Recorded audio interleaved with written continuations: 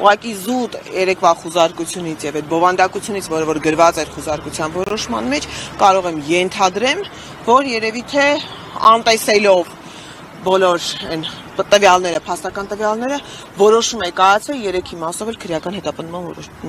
որոշում կայացնել։ Երեկվա խուզարկության արդյունքներով տնից ինչ են կարողացել հայտնաբերել եւ բնականաբար որևէ բան չէին կարող հայտնաբերել։ Համաձայն որոշման փնտրում էին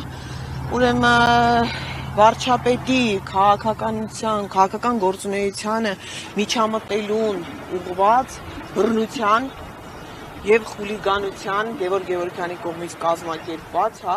այս գործողությանը իրենց պայմանավորվածությունը հաստատող ինչ-որ փաստ էր։ Դա նաեւ դրա նախագծման եւ իրականացման վերաբերյալ ինչ նախագիծ, պլան, այսպիսի բաներ։ Բնականաբար իրենք ուղղակի հանդիպեցին, ելեմ ասում, պատվոգրերի, գրքերի, լավ կներ տենց կարդային, իրենց էլ դա պետք լինելու կարծում եմ, գովասանագրերի շնորհակալություն։ Երեք առողջական վիճակի մասին խոսեցիք տղաների։ Առողջական վիճակի մասին այս պայմաններ են խոսում, տղաներին տեղափոխում են արդեն, երկուսն էլ ունեն առողջական խնդիրներ, այդ առողջական խնդիրները նոր չէր առաջացել, նոր չէր ծագեց, առողջական խնդիրները երեխաները ունեցել են, Դավիթը առավելապես, եւ այստեղ խնդիրը նրանում է, որ Դավիթի առողջական խնդիրը ուղիղ հակասում է, ելի եմ ասում,